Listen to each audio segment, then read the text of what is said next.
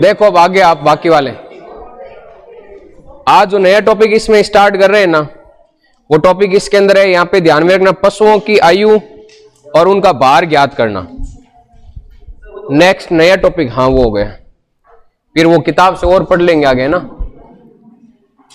Topic है आज का यहां पे पशुओं की आयु एवं भार ज्ञात करना। भार ज्ञात करना। देखो पहले हमने ये किताब से तो पढ़ लिया था, अब चीजें और इजी हो जाएगी, इसको अच्छे से समझेंगे ना वापिस तब। हाँ ठीक है, हाँ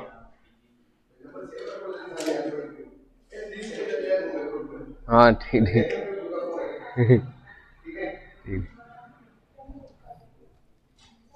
पशुओं की आयु एवं भार ज्ञात करना। देखो यहां पर जो पशु है ना, पहली बात तो इनकी आयु और भार ज्ञात करना, या फिर आयु और भार का पता क्यों रखेंगे। एक तो आयु और भार जब ज्ञात होगा ना, तो उनके स्वास्थ्य के बारे में एक तो हमें पता चल पाएगा। किसके बारे में? स्वास्थ्य के बारे में।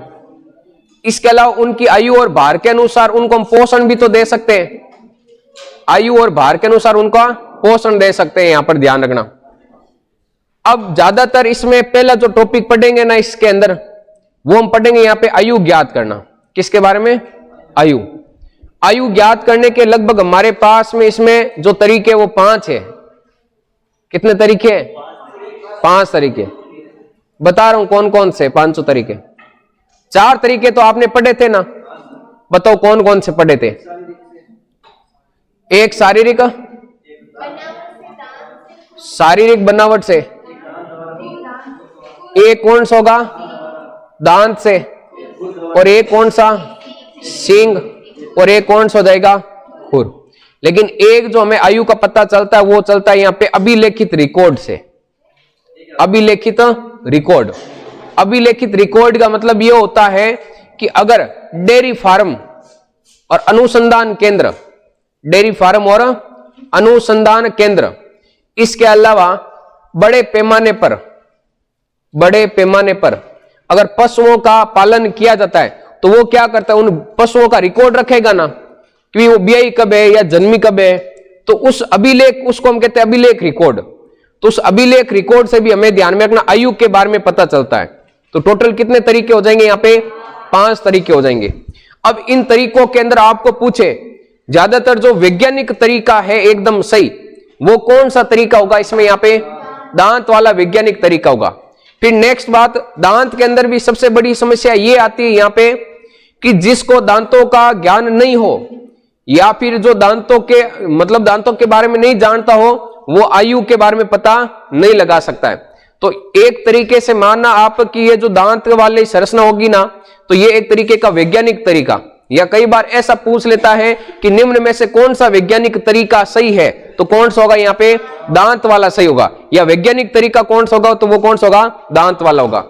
अब देखो थोड़ा सींग के बारे में मैं बता देता हूं। यहाँ पे सींग के अंदर हमने पढ़ा था, यहाँ पे एक तो सींग की लंबाई को देखकर, सींग की लंबाई, और इसके अलावा एक सींग की बनावट को या उसकी संरचना को, और एक सींग के अंदर बने हुए वले या फिर हम कह सकते हैं छल्ले, उसको देखकर यहाँ पे ध्यान में रखना हम आयु का निर्धारण या फिर आयु बता सकते हैं। यहाँ पे इसमें ज्यादातर देखो वलयों के अंदर आपके दे रखा है यहाँ पे कि गाय के अंदर या पशुओं के अंदर जो वले बनते हैं, पहला जो वलय बनता है सींग के अंदर, वो पहला वलय आपके कितनी साल में बनता है?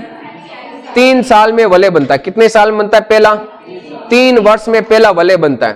अब आपसे क्वेश्चन ये है कि ये जो वलय बनता है, बताओ यहाँ पे ऊपर पहले बनेगा या नीचे वाले भाग में बनेगा? नीचे वाले भाग में पहले बनेगा ना। थोड़ा सा देखो आपकी किताब के अंदर जो दे रखा है ना, वो गाय का दे रखा है। किसका दे रखा है? गाय का। लेकिन सींग के द्वारा जो आयु का निर्धारण है ना, वो सिर्फ और सिर्फ बड़े पशुओं के अंदर किया जाता है, गाय और भैंस के अंदर। बाकी के अंदर सींग के द्वारा निर्धारण नहीं कर सकते, ध्यान में रखना। फिर वो दांतों के द्वारा ही निर्धारण करना पड़ेगा हमें। तो गाय के द्वारा गाय के अंदर जो निर्धारण होगा ना आयु का, वो पहली बात तो सींग के द्वारा करते हैं। अब इसमें भी ध्यान रखना आप यहाँ पर कि जो गाय है ना, गाय के अंदर जो पहला छल्ला बनता है वो कितने साल में बनता है? 3 साल में। तो अब आपको यहाँ पे 2 तरीके से क्वेश्चन दे सकता है। एक तो आपको साल देगा कि भी 5 साल की कोई गाय है, बताओ उसमें छल्लों की संख्या कितनी होगी? 3। या फिर आपको दे दे 8 साल की कोई गाय है, बताओ छल्लों की संख्या, सॉरी 8 साल की गाय, उसमें छल्लों की संख्या कितनी होगी यहाँ पे? 6। या फिर एक क्वेश्चन ऐसा दे दे आपको यहाँ पे 6 साल की गाय है, बताओ छल्लों की संख्या कितनी होगी? 4 छल्ले होंगे ना यहाँ पे। एक आपकी किताब में जो पॉइंट नहीं दे रखा उसको मैं बता रहा हूं यहाँ पे कि जो भैंस है ना, उस भैंस के अंदर जो पहला छल्ला बनता है वो 4 साल से बनता है। भैंस के अंदर जो पहला छल्ला बनता है वो कितनी साल से बनता है? 4 साल से बनता है। ये थोड़ा ध्यान रखना आप यहाँ पे, ये किताब में नहीं दे रखा पॉइंट, लेकिन एक्स्ट्रा आपको ध्यान रखना है। 4 साल में पहला वले आपके छल्ला बनेगा। अब आपको ये क्वेश्चन पूछा जाए किसी भैंस की आयु 6 साल है, बताओ छल्लों की संख्या कितनी होगी? 3 होगी। गलत है, ठीक है। अब पहले देखो 3 साल में पहला छल्ला बन रहा था गाय में, तो हम कितने जोड़ रहे थे उसमें? 2। अब यहाँ पे 4 साल में बन रहा है तो 3 साल है ना पीछे वाले, तो 3 जोड़ने पड़ेंगे, ध्यान रखना यहाँ पे। तो ध्यान में रखना 6 साल की कोई गाय है, उसमें छल्लों की संख्या कितनी होगी? बताओ। अगर गाय का होता तो हम 2 घटा लेते ना, अब 3 घटाएंगे ना, तो कितने मतलब कितने छल्ले होंगे? 3 छल्ले होंगे। या फिर मैं ऐसा कहूं किसी गाय के अंदर आपके मान भी 5 छल्ले हैं, बताओ गाय की उम्र, सॉरी भैंस की उम्र क्या होगी? भैंस के अंदर सींग के अंदर 5 छल्ले हैं, 8 वर्ष की हो जाएगी ना? कितने वर्ष की हो जाएगी? 8। जहां पर हमारे पास में एक ये सूत्र था कि 2 प्लस छल्लों की संख्या, इस फॉर्मूले के द्वारा तो हम क्या निकाल रहे थे यहां पे? ध्यान में रखना आयु, और वो किसकी निकाल रहे थे? गाय की। लेकिन अब हम ये कह रहे हैं कि भी भैंस के अंदर जो पहला छल्ला बनता है वो 4 साल से बनता है, तो ये पहले कितनी साल बन रहा था? पहला 3 साल में। अब कितनी साल बनता है? 4 साल। तो 3 प्लस क्या लिखेंगे यहाँ पे? छल्लों की संख्या, वो आपके भैंस के अंदर आयु का यहाँ पे निर्धारण किया जाएगा। जैसे मान लो कोई भी भैंस है, उस भैंस के सींग के अंदर टोटल मान लो भी आपके 9 साल की भैंस है, बताओ उसमें छल्लों की संख्या कितनी होगी? 3 माइनस कर देंगे ना, 6 हो जाएंगे। या फिर ऐसा कहा जाए आपको यहाँ पे कि 7 छल्ले बने हुए हैं, बताओ भैंस की उम्र कितनी होगी? 10 साल हो जाएगी ना? कर सकते हो ना अब तो ऐसा। तो ये क्या वहां था कौन पड़ी? देख, सबसे पहले बात करते हैं गाय के बारे में। गाय वाला समझ में आ रखा ना? चलो भैंस का बता देता हूं। ये भैंस का है सींग, ये पहला छल्ला, इसको बनने में यहां पे पहला साल, दूसरा साल, तीसरा और चौथे साल में बना। तो ये पीछे कितने साल है? यहां पे 4थे साल में बना है पहला वले। तो हम कह सकते हैं यहां पे भी अगर हमें उम्र ज्ञात करनी हो तो 3 प्लस वलयों की संख्या या छल्लों की संख्या, कितना छल्ला बना है? 1। कितने साल की भैंस होगी? मैं कहता हूं कि अब अगले साल 5वें साल एक और छल्ला बनेगा, फिर प्रत्येक साल बनता जाएगा। पहला छल्ला कब बनेगा वो ध्यान रखो, 4 साल में बनेगा। फिर प्रत्येक साल यहां पे एक नया छल्ला बनता जाएगा। अब मान लो यहां पे छल्लों की संख्या कितनी हो गई? देखो 2 हो गई ना, जोड़ने कितने? 2 में छल्लों की संख्या में 3। कितने साल की? ये मान लो कोई भी आपके अब लैंग्वेज ना देकर आपको सींग की संरचना दे दे और आपको मान लो ये वलयों की संख्या दे, ऐसे आपको पूछे बताओ भैंस के अंदर भैंस की उम्र क्या होगी? बताओ। आपको यही काउंट करने, लैंग्वेज नहीं दे रखी, सिर्फ डायग्राम दे रखा है। देखो ये जो पहला छल्ला बनेगा ना, ये कितने साल बनेगा? 4, ये 5, 6, 7, 8 और 9। पता लग जाएगा ना यहाँ पे? तो या तो आप यहाँ पे वले है ये गिन लो और उसमें कितने जोड़ने, हमारे पास में टोटल 3 जोड़ने, तो वो आपकी उम्र निकल के आ जाएगी यहाँ पे। या फिर हमें उम्र दे रखी है, जिसकी उम्र दे रखी है आपके 10 साल, आपको पूछे छल्लों की संख्या, तो इसमें से कितने माइनस कर लो? 3। कितने छल्ले बनेंगे? 7। देखो यहां पर ये पहला छल्ला, दूसरा, तीसरा, चौथा, 5वां, 6ठा और 7वां। पहला छल्ला है वो कितने साल में बनेगा? 4, 5, 6, 7, 8, 9 और 10। ये देख लो 10 साल। 7 छल्ले और आपके कितने साल में? 10 साल। जहां पे गाय वाला है, जहां पे आप 2 ऐड करते हो या 2 घटाते हो, वहां पर कितना ऐड करना है भैंस के लिए? 3 ऐड करना और 3 क्या करना आपको? घटाना। ये ध्यान रखना। तो अभिलेखित रिकॉर्ड कहां पर काम में लिया जाएगा? डेयरी फार्म या अनुसंधान केंद्र या बड़े पैमाने पर अगर पशुपालन किया जाता है तो अभिलेखित रिकॉर्ड हम काम में लेते हैं। यहां पर शारीरिक बनावट के आधार पे वो हमें टेबल ध्यान रखनी पड़ेगी। जो आंखें होती है वो चमकीली वगैरह होती है, त्वचा होती है वो आपके एकदम चमकीली सुगठित होती है, लेकिन उम्र बढ़ने के साथ आपके त्वचा के अंदर झुर्रियां पड़ती जाती है। दांतों के बारे में पढ़ना पड़ेगा तो वो दांतों के प्रकार हमें पढ़ने पड़ेंगे यहाँ पे, दांतों के प्रकार, और इसके अलावा दांतों के कार्य पढ़ने पड़ेंगे। पशुओं के अंदर दंत सूत्र पढ़ना पड़ेगा, और दांत है वो कब आते हैं वो हमें उम्र इसमें पता करनी पड़ेगी, तभी तो हम उम्र का निर्धारण कर पाएंगे भी इस उम्र के अंदर ये दांत आ रखे हैं। यहाँ पे सींग के अंदर तो आपको ये मेन छल्लों वाला ही ध्यान रखना है यहाँ पे, और खुर है तो खुर के अंदर ध्यान में रखना भी शुरुआती के अंदर जो आपके वयस्क जो पशु होते हैं उनके खुर आपके चमकीले और एकदम सुगठित होंगे, लेकिन आपकी ध्यान में रखना जो प्रौढ़ पशु होगा उसके जो खुर होंगे वो ध्यान में रखना, यहाँ पे खुरदरे रहेंगे और चमकीले कम रहेंगे, और उसके खुर भी क्या रहेंगे? आकार के अंदर बड़े रहेंगे।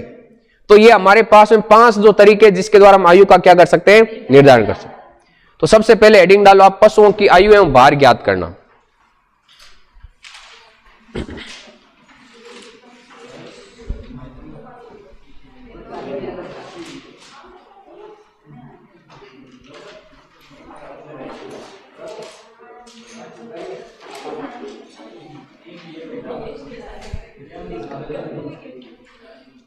पशुओं की आयु एवं भार ज्ञात करना, इसमें आपको हेडिंग डालनी है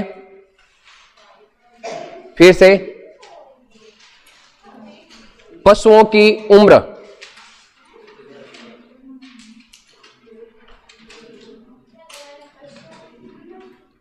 निम्न उद्देश्यों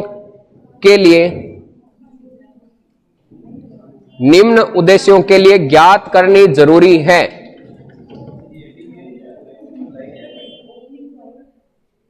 उद्देश्य ध्यान में रखने, कौन कौन से उद्देश्य के लिए हम यहां पे उनमें पशुओं की आयु या उम्र का निर्धारण करेंगे।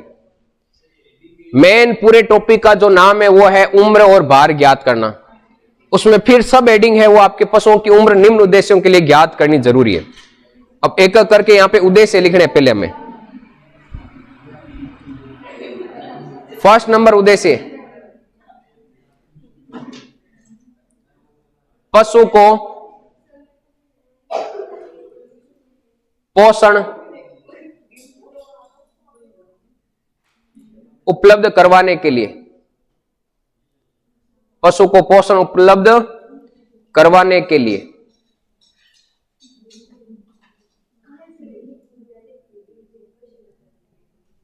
क्या रिलेशन हुआ भाई इसका पोषण का और उम्र के साथ में?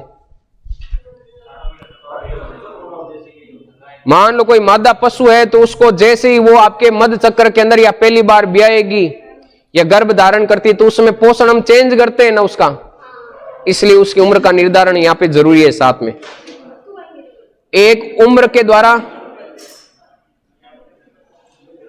पशु के प्रजनन के लिए, पशु के प्रजनन के लिए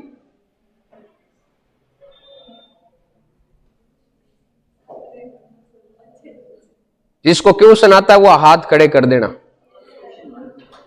सूरज प्रकाश ग्रंथ किसने लिखा? हाँ लास्ट में, हाँ सही, केस किरण से याद रहा कुछ तो, करण निदान। अरे इतना याद रहा बहुत है, वो किरण नाम नहीं देगा, सारे अलग अलग आएंगे।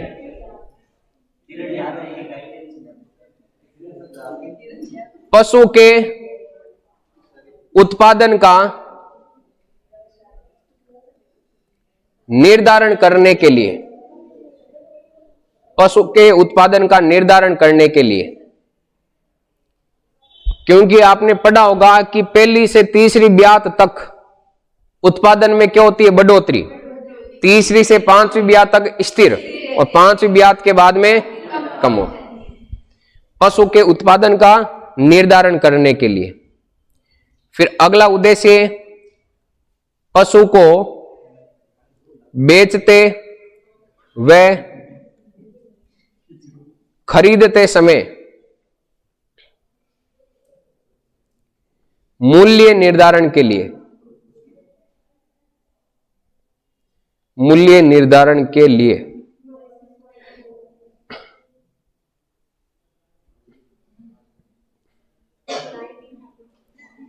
पशु के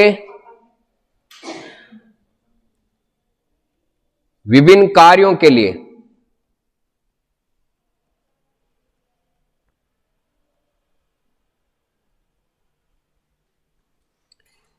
एक पशुओं का जो पशुपालक होते हैं, बड़े स्तर पर पशुपालन करते हैं या फिर जो हम मुआवजा वगैरह उठाते हैं, तो उसमें स्वास्थ्य प्रमाण पत्र जारी करने के लिए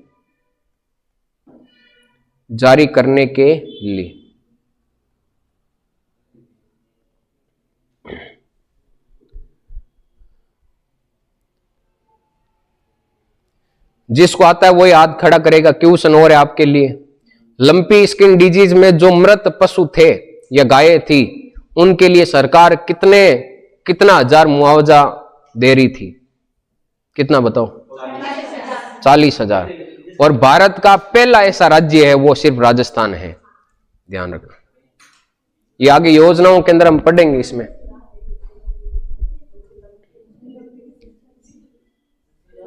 अगली लाइन लिखो आप एरो बनाकर। नेक्स्ट, स्वास्थ्य प्रमाण पत्र के द्वारा भी, सरकार के द्वारा जो भी पंजीकरण किए जाते हैं पशु, ठीक है ना, बड़े स्तर पे अगर पशुपालन किया जाता है ना, उनका पंजीकरण किया जाता है। अगर मान लो पशुओं की कोई अकाल या फिर अकाल क्या कोई भी कारण हो सकता है, प्राकृतिक या रोग के कारण उनकी मृत्यु हो गई हो, तो ये पता तो लगाया जाएगा ना भी वो आपकी किस उम्र का पशु था। और पशुओं की नस्ल सुधार के अंदर भी इनको काम में लिया जाता है, ध्यान रखना, स्वास्थ्य प्रमाण पत्र जारी करने के लिए। आपका जो हेल्थ सर्टिफिकेट बना होता है उसमें उम्र लिखी होती है या नहीं होती है? हाँ, हॉस्पिटल में बनता है। जब आप जॉब लगोगे ना, तब आपका हेल्थ सर्टिफिकेट चाहिए पहले ज्वाइनिंग पर, तब आपको बनाना पड़ेगा, तब आपको पता चलेगा हेल्थ सर्टिफिकेट क्या होता है। क्यों? आप क्या मेंटली हेल्थ हो या नहीं हो, फिजिकली हेल्थ हो या नहीं हो, एकदम ठीक है, वो सारी चीजें पहले चेक की जाएगी वहां पे। बनवा लिया, ठीक है, तो फिर काम आएगा। सामान्यतः गाय तथा भैंसों की औसत आयु 20 से 23 वर्ष होती है।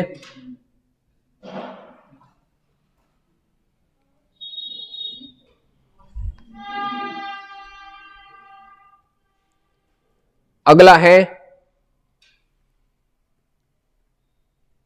गाय व भैंसों का दुग्ध उत्पादन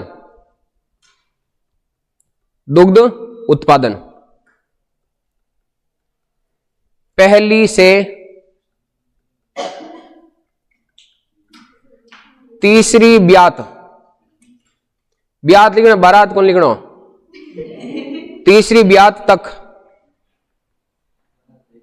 बढ़ता है।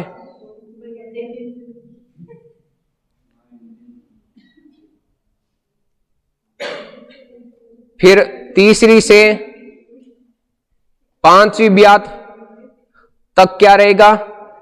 स्थिर। फिर पांचवी ब्यात के बाद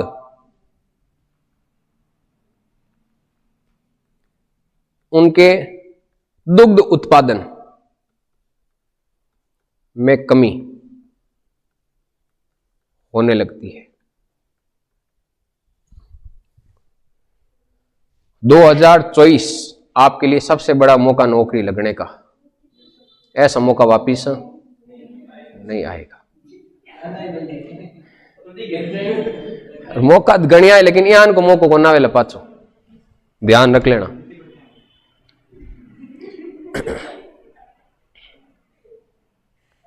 आप खुद जितना सेल्फ पढ़ोगे उतना आपके लिए फायदा होगा और ज्यादा। यहां पर तो जो चीजें पढ़ी जाती है वो ठीक है, लेकिन उनका जितना रिवीजन करोगे वापिस सेल्फ, उतना फायदा होगा। किताब में कहता हूं आप अभी से पढ़ना शुरू कर दो, और आप ये बात मान नहीं रहे हो और आप इस बात को सीरियसली नहीं ले रहे हो अभी तक। जब एक दिन कोई भी आप में से मान लो नौकरी लगेंगे और वो यहां पे आएंगे ना, फिर आप भी सोचोगे काश मैं भी पढ़ लेता। फिर आप उसके हाथ की मिठाई खाना और उसको बोलना कॉन्ग्रेचुलेशंस, वो बोलेगा वापिस आपको वेलकम, और पहली बात तो वो वापिस आएगा ही नहीं इधर लगने के बाद। हैं यान मैं तो आती रहूं, तो एग्जाम दे रहा हूं तो आती रहूं। हाँ तो आती हैं, पहले लेके अभी टेस्ट करते हैं कि फिर बताता हूं।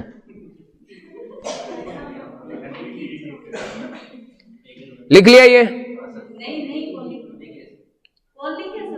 लिखो लिखो। एक मिनट, इसमें स्लाइड देख रहा हूं ऊपर नहीं जा रही है।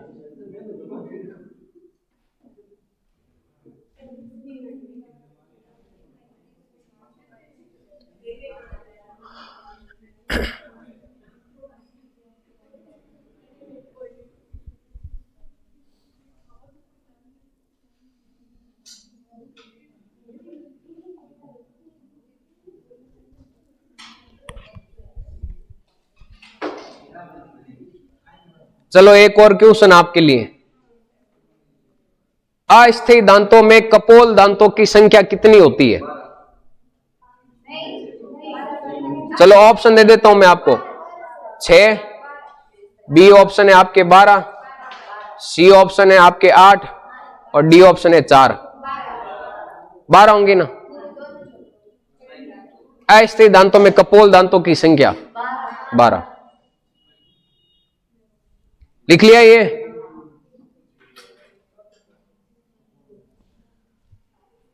अब लिखो आगे। सामान्य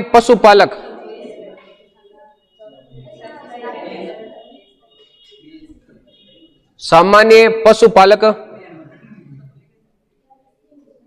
अपने यहां जन्मे पशुओं की जन्म तिथि का रिकॉर्ड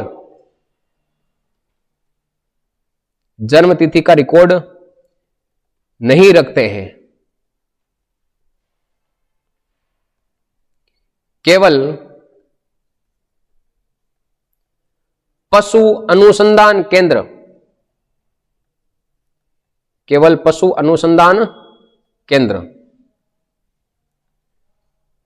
राजकीय गौशाला। इस चैप्टर के इसके अंदर आपके पार्ट बे के अंदर सारे टॉपिक सरल है। जो हार्ड टॉपिक में आता है वो आता है, एक तो आपके रोग पशुओं के अंदर जो आपको याद करने पड़ते हैं इसमें, और इन रोगों के अंदर काम में ली जाने वाली औषधियां, और एक आता आपकी नस्लें, उन नस्लों की विशेषता और वो नस्लें कहां पर पाई जाती है। और एक कोई चीज हार्ड नहीं है इसके अंदर, आपको इन चीजों के ऊपर ज्यादा फोकस करना है। बिल्कुल करवाएंगे सारे, बाकी थोड़ी रखेंगे। थाने आटू परीक्षा दौन बेजान यान समझो बीन ने घोड़ी मात बैठा हुआ है। अब थे पनीज आओ बटेक नहीं आओ पनीज, वो आपके ऊपर है। मतलब एग्जाम फाइट करके आते हो या नहीं आते हो, ध्यान रखना। आपका वहां पे 3 घंटे या 2-2.5 घंटे में कितना माइंड चलता है वो वहां पे काम आएगा, ध्यान कर लेना है। और काइंट थे आज और भोड़ा वो राजकीय गौशाला वे पशु फार्म एवं संगठित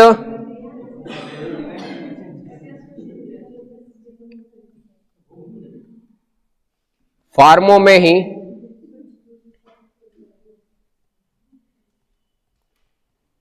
पशुओं के जन्म की तिथि का रिकॉर्ड रखा जाता है। कभी आप अकेले बैठे रहो ना, आप सोचा करो कि हम नौकरी लग जाएंगे तो क्या होगा। फिर आप माइंड में ये सोचो हम पशु परिचर बनेंगे। आपके माइंड में हाथों हाथ पढ़ने का ख्याल आएगा कि पढ़ लेते हैं पहले। देखना, कभी बैठ के शांति से बैठना अकेले में, फिर सोचना, और फिर ये सोचना अगर नहीं लगे तो क्या होगा हमारा, फिर पढ़ाई क्यों नहीं होगी, 100% होगी देखना। लेकिन इतना सोचे कौन, आपको सोचने का टाइम ही तो नहीं मिलता है।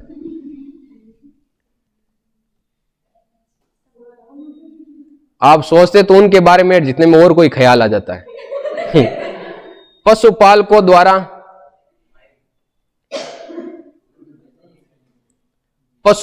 द्वारा पशुओं के जन्म की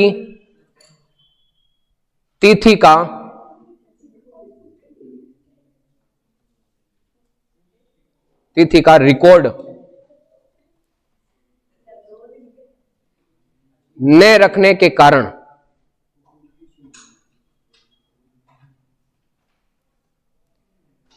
पशुओं की आयु अन्य तरीकों से ज्ञात कर सकते हैं। यह तरीके निम्न हैं।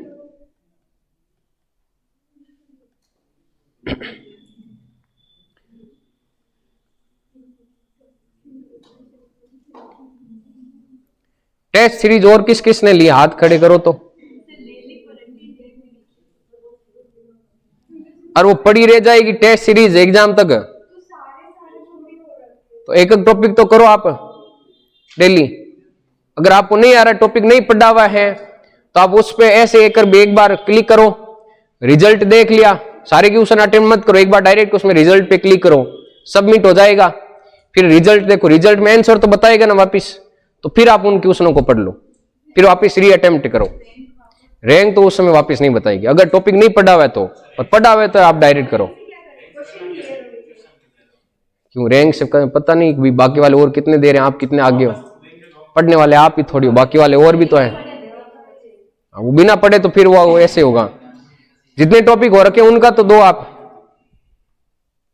पशुपालकों द्वारा पशुओं के जन्म की तिथि का रिकॉर्ड न रखने के कारण पशुओं की आयु अन्य तरीकों से ज्ञात कर सकते हैं।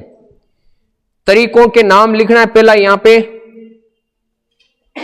इस रिकॉर्ड को भी शामिल करते हैं, तो 5 तरीके होते हैं टोटल रिकॉर्ड के आधार पर।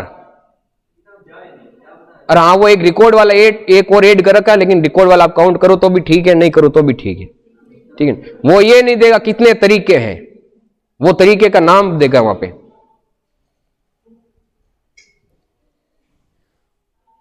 एक इसमें पशुओं की शारीरिक दशा देखकर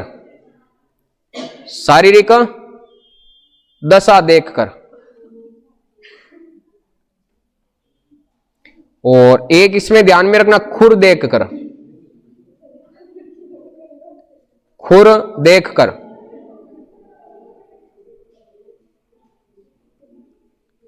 एक होगा सिंगों द्वारा और एक होगा दांतों द्वारा। टोटल कितने तरीके हो गए? 5। और मेरे हिसाब से ये आपको पूरा चैप्टर आता होगा अब तो है। हाँ, तो एग्जाम में ध्यान में रखना, जो एग्जाम में चीजें आती है वो आपको नहीं आती है, और जो आपको आती है वो एग्जाम में नहीं आती है। आप फिर सोचोगे ये कहां से आ गया।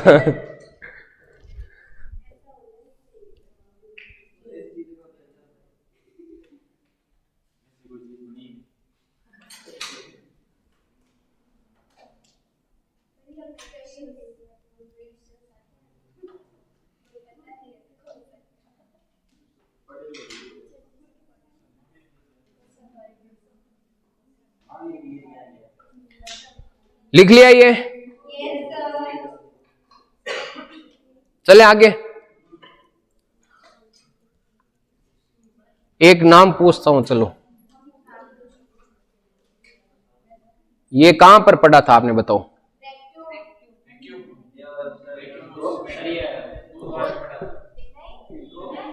रेक्टम है, रेक्टम। पेट के चारों भाग में से रेक्टम है ना। चलो एक और इससे रिलेटेड मैं नाम पूछता हूं आपको, शायद आपको याद आ भी जाए गलती से। कौन सा? रुमेन भी है, रेक्टम है, एबोमेजम है, ओमेजम भाग है, 4 भाग है उसमें। रुमेन, रेक्टम, एबोमेजम और ओमेजम। हाँ, रेटिकुलम, रेटिकुलम, रेटिक्यूलम।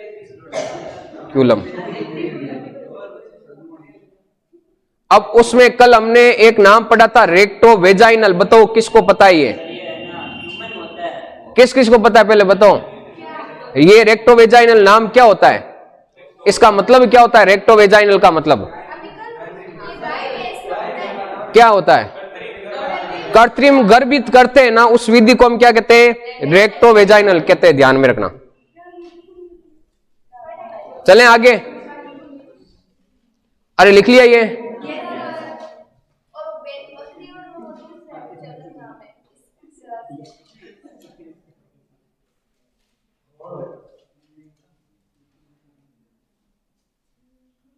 अब लिखो आगे नेक्स्ट।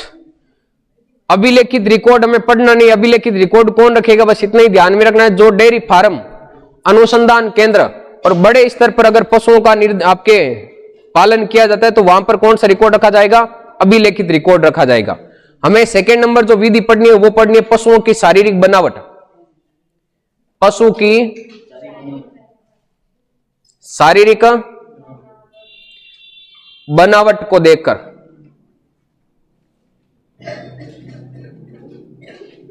शारीरिक बनावट को देखकर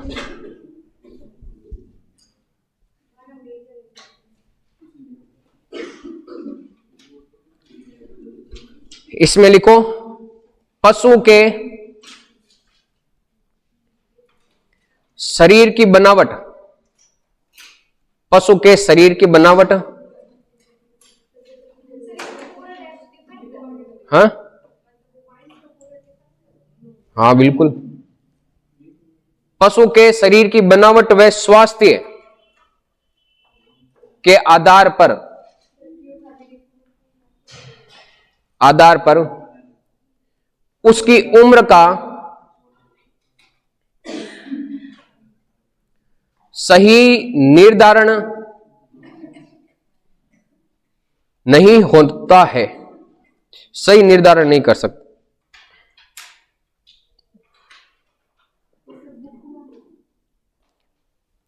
इससे सिर्फ अंदाजा लगाया जा सकता है, अंदाजा लगाया जा सकता है।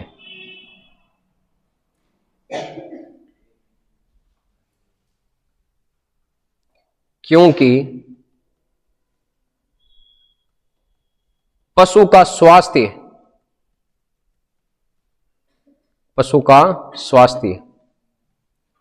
पशु को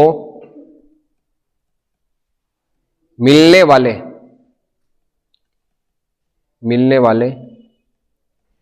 पोषण पर निर्भर करता है। पोषण एकदम अच्छा दोगे तो दिखने में भी सही रहेगा, स्वास्थ्य भी ठीक रहेगा, और पोषण अच्छा नहीं दोगे तो वो जल्दी बूढ़ा हुआ दिखाई देगा, लेकिन उम्र उतनी नहीं हो रखी होगी उसकी।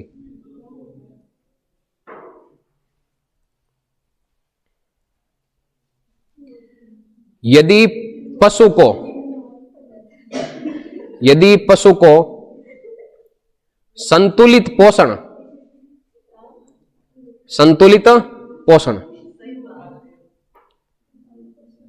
आप इसमें जो जनरल साइंस का पोर्शन पढ़ोगे ना, जनरल साइंस भी तो आएगी ना, क्या पढ़ोगे? फिजिक्स पढ़ोगे, केमिस्ट्री पढ़ोगे या बायो पढ़ोगे? केमिस्ट्री बायो कम, बायो ज्यादा। कारण क्योंकि पशुपालन से रिलेटेड है, और बायो के अंदर भी ध्यान में रखना ज्यादातर आपके एक तो मानव रोग, हाँ मानव रोग, और मानव के अंदर जो जितने भी तंत्र है ना, पाचन तंत्र, श्वसन तंत्र, वो सारे तंत्र, और इसके अलावा एक विटामिन से रिलेटेड सवाल पक्का आएगा, या वसा से रिलेटेड या प्रोटीन से रिलेटेड। ये ध्यान रखना, मतलब शरीर से रिलेटेड आपकी क्वेश्चन जरूर पूछा जाएगा इसमें।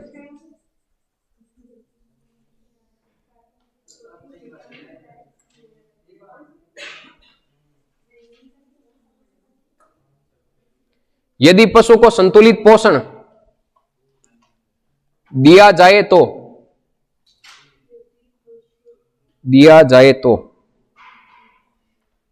वह वृद्ध पशु भी जवान लगते हैं।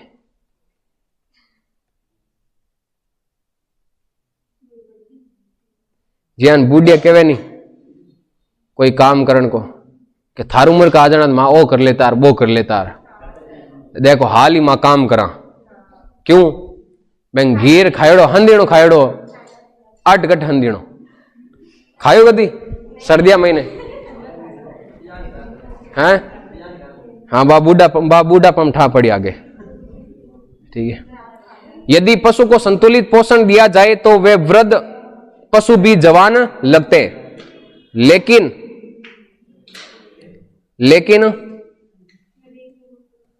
संतुलित मात्रा में नहीं मिलता है तो युवा पशु भी वृद्ध पशु लगते हैं।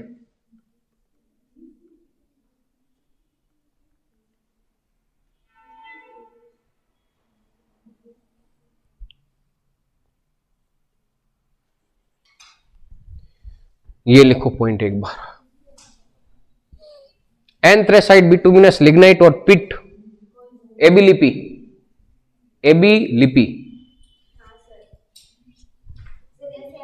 90, 75, 50, 50 से कम, ए बी एल और पी, हाँ 90, 75, 50, 50 से कम, आधा करते। हाँ वो निकाल रहा हूं पहले, इसके बाद में वो टेबल आपको देता हूं। पहले लिख लिया ये इतना,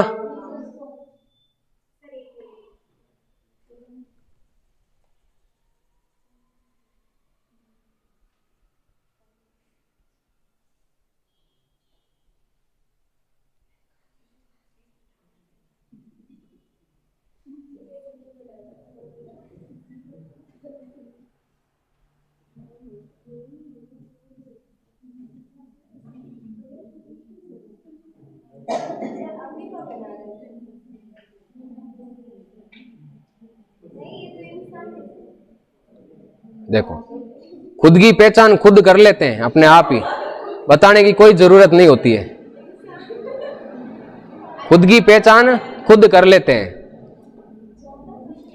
एक जब भी आप चित्रकला पढ़ते हो ना, चित्रकला में एक बात ध्यान में रखना, चित्रकार हमेशा वही चित्र बनाता है जो वो देखता है। चित्रकार हमेशा वही चित्र बनाएगा जो अपने चारों ओर देखता है। तो मैंने भी वही चित्र बनाए जो मैंने अपने चारों ओर देखा है। अब देख ले मैंने क्या मैं क्या देख रहा हूं। अरे लिख लिया ना ये, एक मिनट रुको, आपको पहले टेबल बनानी है इसमें।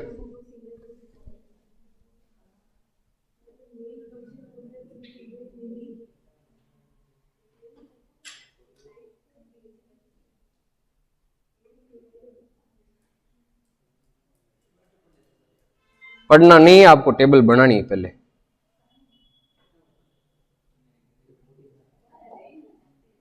ये टेबल बनाओ, हाँ मोटी हद बनानी है ये आपको। और वो किताब में पड़ी रह जाएगी मुझे पता है, हैं? ये बनाओ यहीं पे हाथों हाथ अभी।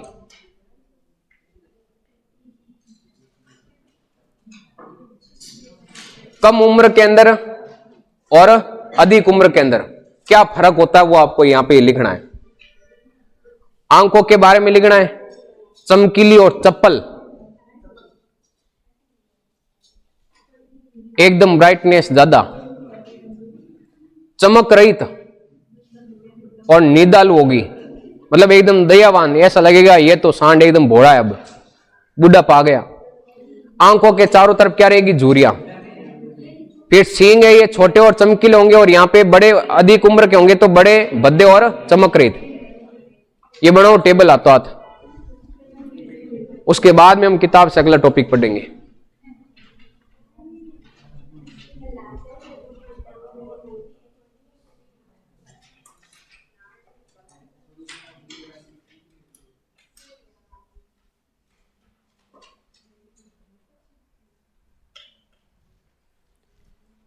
एक हमने सकिंग नाम पढ़ा था कहीं पर, क्या था बताओ?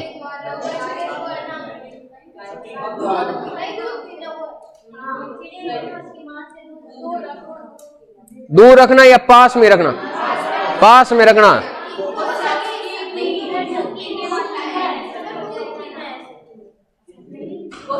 हाँ सही, सकलिंग होगा वो।